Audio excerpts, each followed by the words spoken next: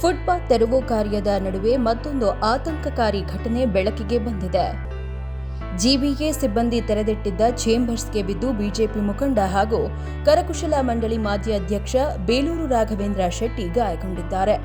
ಸಾರ್ವಜನಿಕರ ಸುರಕ್ಷತೆ ಬಗ್ಗೆ ಮತ್ತೆ ಪ್ರಶ್ನೆಗಳು ಕೇಳಿಬರ್ತಿವೆ. ಬೆಂಗಳೂರು ಸಂಜಯ್ ನಗರದ ಡಾಲರ್ಸ್ ಕಾಲೋನಿ ಸಮೀಪ ಈ ಘಟನೆ ನಡೆದಿದೆ. ಫುಟ್ಪಾತ್ನಲ್ಲಿ ನಡೆದು ಹೋಗುತ್ತಿದ್ದ ವೇಳೆ ಕತ್ತಲಿನಲ್ಲಿ ತೆರೆದಿದ್ದ ಚೇಂಬರ್ ಕಾಣದೆ ರಾಘವೇಂದ್ರ ಶೆಟ್ಟಿ ಸುಮಾರು 6 ಅಡಿ ಆಳದ ಚರಂಡಿಗೆ ಬಿದ್ದಿದ್ದಾರೆ. ಅವಘಡದಲ್ಲಿ ರಾಘವೇಂದ್ರ ಶೆಟ್ಟಿ ಅವರ ಕಾಲಿನ ಮೂಳೆ ಮುರಿದಿದ್ದು ತಕ್ಷಣ ಆಸ್ಪತ್ರೆಗೆ ದಾಖಲಿಸಲಾಗಿದೆ. ಅದೃಷ್ಟವಶಾತ್ ದೊಡ್ಡ ಅನಾಹುತ ತಪ್ಪಿದ್ರೂ ಜಿಬಿಎ ಅಧಿಕಾರಿಗಳ ನಿರ್ಲಕ್ಷ್ಯವೇ ಈ ಅಪಘಾತಕ್ಕೆ ಕಾರಣ ಎಂಬ ಆರೋಪ ಕೇಳಿಬಂದಿದೆ. ನೂರಾರು ಸಾವಿರಾರು ವರ್ಕರ್ಸ್ ಇದ್ದಾರೆ. ನಾನು ಆಫೀಸಿಗೆ ಹೋಗಿದ್ದ ಪರಿಸ್ಥಿತಿ ಇದೆ. ಇದು ನೀವು ಬೆಳಗಿನ ಜಾವ 4 ಗಂಟೆಗೆ ಓಪನ್ ಮಾಡಿ ರಾತ್ರಿ ಕತ್ಲೆ ಇರೋಗಿದ್ರೆ ಯಾರಿಗೆ ಗೊತ್ತಿರುತ್ತೆ? ಕನಸು ಬಿದ್ದಿರುತ್ತೆ ನಮಗೆ.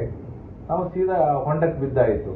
ಇವಾಗ ಇದಕ್ಕೆ ತಕ್ಷಣವಾದ ಕ್ರಮ ತಗೋಬೇಕು. ಈಗ ಕೂಡ ನಾನು ಆಫೀಸವರಿಗೆ ಫೋನ್ ಮಾಡಿದ್ದೀನಿ, ನಮ್ಮ ಆಫೀಸ್ನವರಿಗೆ. ಈಗಲೂ ಕೂಡ ಅಲ್ಲಿ ಒಂದು ಬ್ಯಾರಿಕೇಡ್ ಹಾಕಿ ಟೇಪ್ ಹಾಕಿ ಕ್ಲೋಸ್ ಮಾಡುವಂಥ ಕೆಲಸವನ್ನು ತಾವು ಮಾಡಲಿಲ್ಲ.